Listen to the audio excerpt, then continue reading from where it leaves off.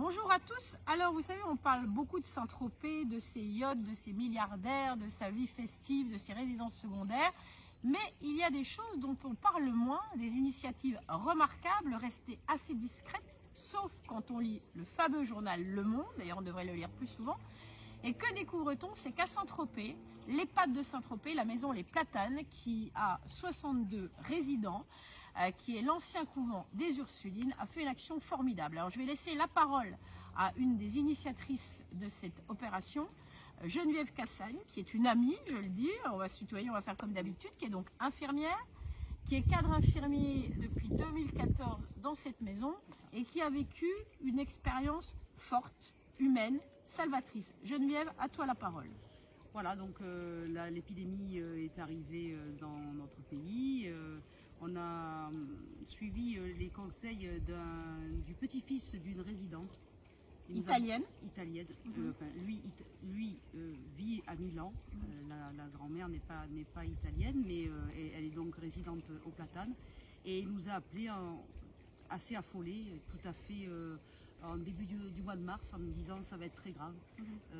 Faites très attention, mettez en place toutes les mesures barrières. Voilà. Ce monsieur est oncologue, donc médecin.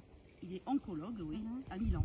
Donc ils étaient déjà là-bas en pleine crise. Et c'était très grave déjà en Italie. Donc on a suivi ses conseils. Dès le début du mois de mars, on a mis en place des mesures barrières strictes. Avec la première mesure, c'est l'interdiction aux familles de se rendre dans la maison de retraite, de venir voir les résidents. Donc ça a été une décision difficile à prendre, que la directrice Laura Bédu a pris et elle a bien fait. Donc ça a été assez bien suivi par les familles, elles ont été assez compréhensibles, sauf 2-3 personnes, bon, c'est normal. Mais Geneviève, je te pose une question, puisque c'est un EHPAD qui est en centre-ville, avec un très beau jardin, donc ne pas rentrer même dans le jardin. Non, parce que alors, sinon on allait autoriser les familles à venir les voir à travers les vitres, et puis ça allait être trop compliqué à gérer. Donc les professionnels de santé ont pu continuer à venir en étant habillés et que pour les urgences. Blouse sur Charlotte, sur chaussures, masques. On avait de la chance parce qu'on avait quand même un petit stock de masques. On a également la pharmacie Bourdelex qui nous a beaucoup aidé pour les masques. Voilà, le gel aussi, on avait quand même du stock. On a pu mettre toutes ces mesures barrières en place très tôt. Très tôt. Voilà. Puis malheureusement, la crise s'est amplifiée. La vague épidémique a grossi et on a commencé à entendre parler de cas dans les EHPAD alentours. En l'occurrence, la maison de retraite de Mougins. Oui, extrêmement touchée, atteinte. Ça a été dramatique et donc là, à ce moment-là, on a décidé de se confiner avec les résidents.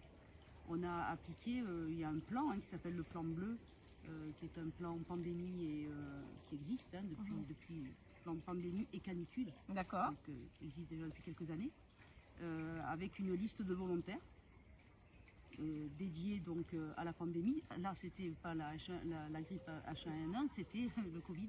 Et donc on a appliqué ce plan. Et les volontaires, eh bien, on dit OK. Donc vous êtes retrouvés à une équipe de 20 personnes. 18. Ouais, c'est ça. Donc vous êtes arrivés concrètement avec des matelas pneumatiques, des matelas tout court, oui. Des matelas pneumatiques, nos valises, 2 personnes avec leurs chiens, parce que les personnes pour les garder, donc ils sont venus se confiner avec nous. Et donc toute génération confondue, parce que j'avais quand même des aides-soignantes de 20 ans, et puis voilà. Moi qui en ai 60. Donc 17 femmes, un homme, je crois. Non, alors il n'y avait pas d'hommes confinés. Il y a un homme qui fait partie de notre équipe, mais qui ne s'est pas confiné. Donc on était 18 femmes. Voilà, 18 pour femmes. 16 jours. Donc 16 jours, vous rentrez, c'était un quel jour c'était? Alors on est rentré un samedi. Un samedi. Et samedi, quelle date c'était? Alors ça devait être le 3. Le 3. Si mes souvenirs sont bons, ou le 4 avril. Voilà. Et on en est ressorti, on a déconfiné le 20. Voilà. Alors vous avez bien une marge de sécurité. Donc effectivement, dans cet EHPAD, ce qui est absolument remarquable, c'était l'engagement des soignants. On va rentrer d'ailleurs dans la vie, évidemment, au cœur de cet EHPAD, de cette maison de retraite. Mais surtout, finalement, c'est qu'il s'est avéré que du coup, aucun cas à Saint-Tropez n'a été signalé dans cet EHPAD. Non. Rien. Non. C'est-à-dire que vous avez vécu ces séjours parce que, ce que tu me disais, Qu'est-ce qui vous a décidé? Des questions éthiques, qu'est-ce qui a décidé? Oui, ce qui a décidé, c'est que quand les EHPAD ont commencé à être touchés gravement, avec des morts tous les jours un peu plus, hein, et même dans les personnes aussi, les soignants, le personnel soignant des EHPAD, les ARS ont conseillé de confiner les résidents en chambre. Alors déjà, Association régionale de santé. Oui, l'association régionale de santé. Donc déjà qui venait d'être... Agence régionale de santé. Agence régionale de santé. Pardon. Oui, c'est Association et Platane et Agence régionale de santé. Donc déjà qu'ils étaient privés des visites de leurs proches, il fallait encore qu'on les enferme dans leur chambre. D'abord, pour certains cas, c'est complètement impossible. Hein. On a une unité protégée où les gens sont en libre circulation et c'est complètement irréalisable de les enfermer en chambre.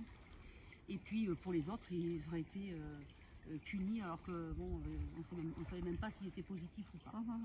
Donc le fait de se confiner, ça a évité justement ce confinement en chambre et ça nous a permis également de taper un peu du poing sur la table, de dire maintenant il faut qu'on soit testé.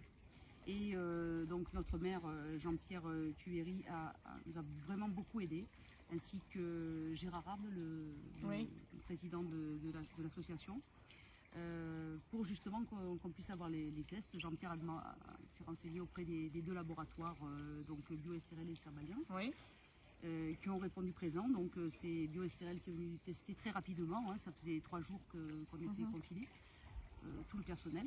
Et puis également à l'extérieur le personnel non confiné, parce qu'il fallait qu'on puisse reprendre avec un personnel entre guillemets sain. Et donc le laboratoire Serballiance est venu tester les 62 résidents. Voilà. Donc des résidents qui seront de quel âge à quel âge? Oui, ça va de 65 ans à 102 ans. Voilà. Donc ils sont dans des conditions magnifiques malgré tout, sous le soleil que vous voyez ici. Il y avait donc d'ailleurs comme résident fameux et beaucoup aimé, il y avait Dany Lartigue qui nous a quittés il y a 2 ans. Ça, donc cette expérience, évidemment, j'imagine que pour les personnes âgées, ça a été tout d'un coup de la jeunesse et de la vie, peut-être même plus que d'habitude. Ils ont été très contents parce qu'on a beaucoup chanté. On a beaucoup chanté, le soir on mangeait tout ensemble et puis c'était nous qui les servions puisqu'il n'y avait pas de personnel de salle. Donc la directrice, le cadre infirmier, voilà, on faisait le service. Hein. Là il n'y avait pas de hiérarchie de tâches en tous les cas. D'ailleurs la directrice a partagé 16 nuits avec moi. C'est une juriste de formation et elle a fait l'aide-soignante. On ira rencontrer la directrice probablement les jours à venir. Voilà, et je trouve ça formidable parce que finalement on a fait aussi le ménage. Donc voilà, tout le monde était au même niveau. Ça nous a permis de se rencontrer un petit peu sous un autre angle.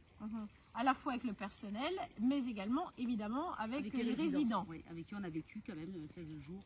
Alors explique-nous, raconte-nous quelques anecdotes ou quelles ont été peut-être tes surprises et découvertes, tes moments d'émotion. Alors il y a eu un grand moment d'émotion, c'est que les résidents, certains résidents, se sont concertés entre eux, ont rédigé une lettre. Et le dernier jour du confinement, le soir, ils nous ont demandé de nous présenter tous dans le hall, tout le personnel. Donc nous étions toutes en demi-cercle. Ils étaient en face de nous, alors qui avec son déambulateur, qui avec son fauteuil roulant, qui debout, hein, parce qu'il y en a quand même qui seront bien autonomes. Et c'est Madame Dole qui nous a lu une lettre absolument magnifique, où il nous remerciait chaleureusement de notre engagement et de les avoir protégés de ce virus meurtrier quand même pour les personnes âgées.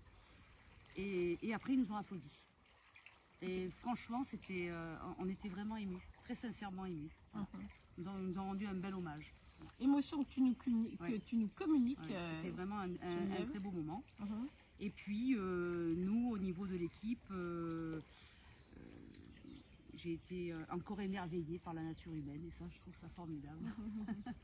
Encore émerveillée. Bon, écoute, voilà, mais c'est vrai que là, vous êtes un peu, j'imagine, vous étiez dans une espèce d'intensité de vie, puisque là, pas de jour de repos, non, pas de jour de repos, non. 2 jours de nuit, enfin, il y avait une permanence, j'imagine. On a fait les 3-8, il y avait une équipe qui faisait 6h14, une autre 14-22, et puis nous, avec Madame Bédiot, on a fait 22h, 6h, toutes les nuits. D'accord. Voilà. Donc là, vous êtes ressorti depuis le 20 avril de cette bulle finalement de protection, d'amour, d'attention, etc.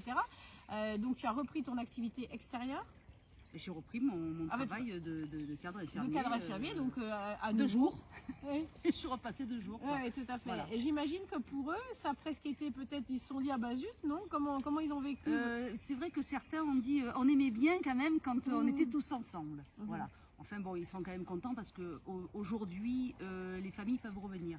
Évidemment, avec des mesures barrières très strictes.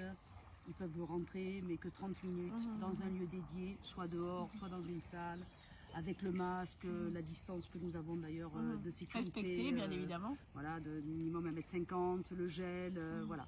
Donc ils peuvent venir les voir tous les 15 jours. Donc ça leur apporte quand même une petite bouffée d'oxygène. Tout à fait. Ils sont contents. Alors Geneviève, pour terminer, je précise, même si ça ne peut absolument pas se deviner, que ça fait 40 ans que tu fais ce métier. Et oui. Est-ce que tu l'aimes toujours autant? Qu'est-ce qu'il t'apporte? Oui, je l'aime toujours autant parce qu'en fait, infirmière, c'est un état. C'est pas un métier. On est infirmière 24 heures sur 24 et jusqu'à la fin de mes jours, je serai infirmière.